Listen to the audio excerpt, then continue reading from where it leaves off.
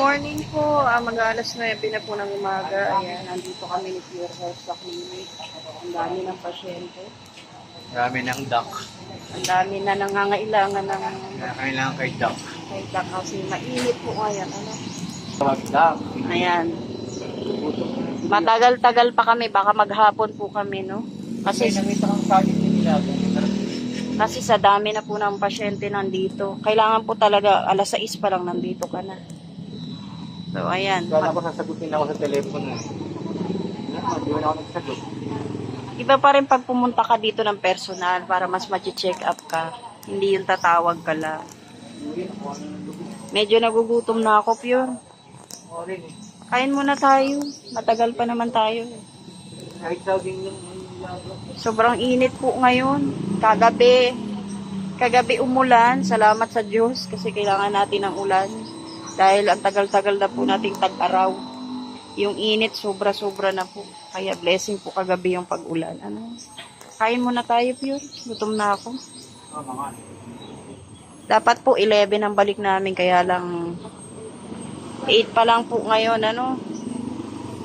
Hindi na namin maiintay dahil wala na nga pong paningin si Pure Health. So, kain muna tayo. Kailangan ako try yung gamot. Magpapapalit ka ng reseta. Oo, para sa listahan niyo para kung try niyo. Kaya kukudkurin. Tingin ko parang may kukudkurin na eh. Katarata? Hindi naman siya, parang mayroon na rin.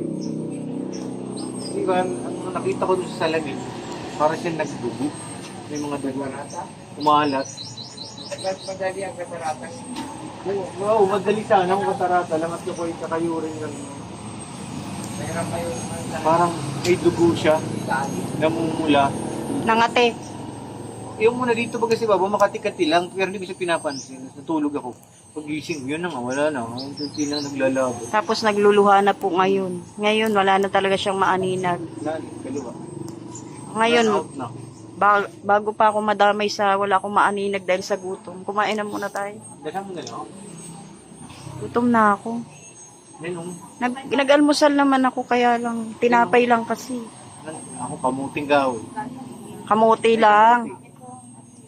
Nilagaan kita ng itlog, di mo kinain. Ayoko nang itlog, nilalasawa. Ang dami ng pasyente. Mga hapon pa kami niyan sigurado. Tara na, hindi ka nagugutom? Dalang mo na lang ako dito. Ay, ito na po nangyari kay Pure Health, pambira yan. Dr. Jero na ako, kabilang mata na lang. Bibili ka na yung sa one piece, yung nakaganon. Tinhok naman yun. Oo, di ba? Ano ba yan, Pure? Pirata. Ano nangyari sa'yo?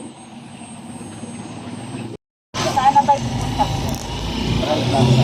Ayan, punta kami sa Central Plaza. Nagsalamin na rin ako. Ang init ang sakit sa mata ng Eh, Dr. Rubino. Kilala ni Kuya. papatingin naman daw niya yung mata. Kailangan talaga patingin kung ano nangyari. Pero ano sabi ng doktor? Hindi raw sa gamot. Hindi naman daw, sining naman nila. Pero, pinarward ulit tayo dun. Ayan, meron tayong referral. Napupuntahan natin. Maganda yung clinic na pero Ito talaga may problema. dito na po kami sa clinic ng ng para sa mata ni Pure Health, kaya lang 1:30 pa raw kami pinababalik. 11:40 pa lang. So pupunta muna kami ng SM para doon kami magtambay at malamig naman doon. Saka kakain na rin po kami. Ang init sobra. Nandito na po kami sa SM Food Court at nag-order na po kami ng makakain. Si Pure Health ay nahihilo na. At babalik po kami doon sa doktor ng 1:30. So mag-aalas 12 pa lang po. Kaya dito muna kami ni Pure Health tatambay sa SM. Ayan. Masakit na po ang ulo niya. Galing kami sa init tapos papasok kami sa lamig. Waiting na lang po kami sa pagkain na in-order namin. Nandito na kami sa clinic po para sa mata. 1:30 pa po ang bukas. Ayan na yung mga pasyente. Nandito na. Nakakain na kami ni Pure Health. Busog na ako. 20 minutes pa bago mag 1:30. Ano masasabi mo ngayon? Nakakita na ako. Ano nga, ilang araw yung 15? Ano ngayon? 5 8 days? pa lang ngayon. Hindi 15. 1 week. Okay. Ang sabi po ng doktor ay may infection siya sa loob ng mata. Oo, dati na pala yun, na parang nabuhay siya ulit. So, tapos ngayon, ang tawag po sa infection niya ay uveitis. Ano? Kasi ikaw na pwede.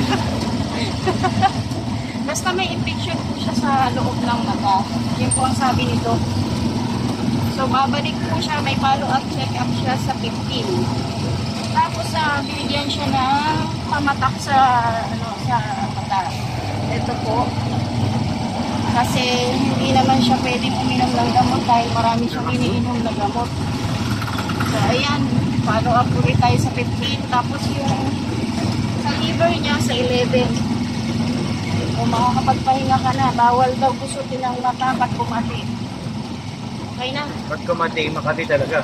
Pag kumati siya, ano ko, kurat-kuratin mo lang daw yung mata. Pag kumati Bawal na, wala na. kaputin. Ayan. Daw.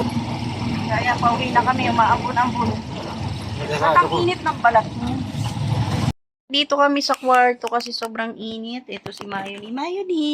Hala!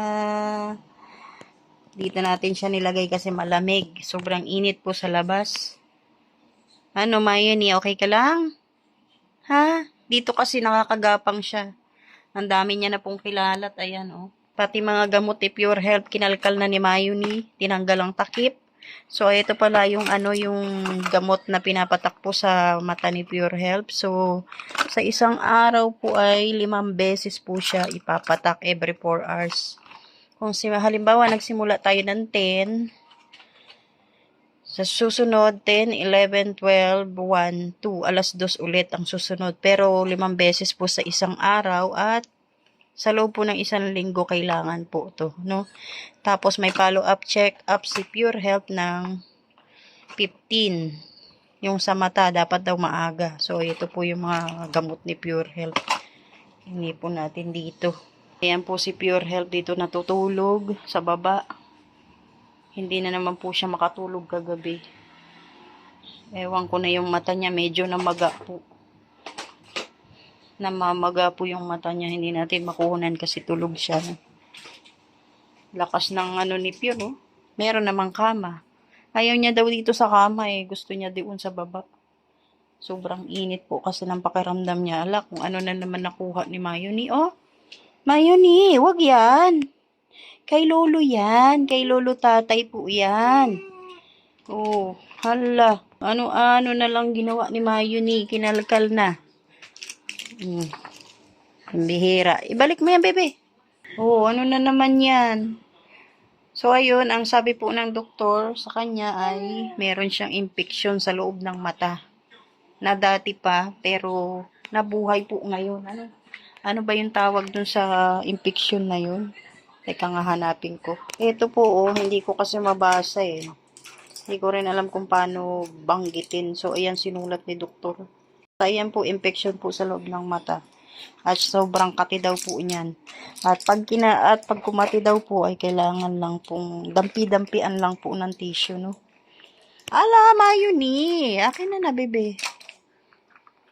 Siguro hindi to kakasya hanggang 1 linggo, no? Kasi 5 beses ang patak. So, ang isang ganito ay 400. Kay doc rin niya nabibili. Ayan. Di raw po siya niresetahan ng gamot dahil marami nga po siyang iniinom na gamot. Bawal po, no? Mayoni, ang kulit. Pambihira, Mayoni. Akin na yan. Kulit. Grabe. Po kaya nakatulog si Pure Health dahil nag-inom ng gamot. Dito talaga siya gustong matulog, no? At napatakan na rin po siya kanina ng alas 6 ng umaga tapos 10. Mamaya alas 2 naman. Yung pinatakan na po natin yung mata niya. Oh, ano naman yun eh. So, ayan po. Maraming salamat po sa lahat po ng manonood. Shoutout po kay Ate Luz, kay Ate Ani, at sa lahat po ng kalingap. Mag-11 pa lang ngayon. At ngayon po ay Martes, Lunes po kami nagpunta ng doktor. Kahapon po, no? Pero ngayon lang po natin na-upload. yung atin pong vlog. Yan. May follow-up, check-up naman po. Mag-update na lang po tayo. Hanggang sa susunod po. Salamat po. God bless. Mayuni.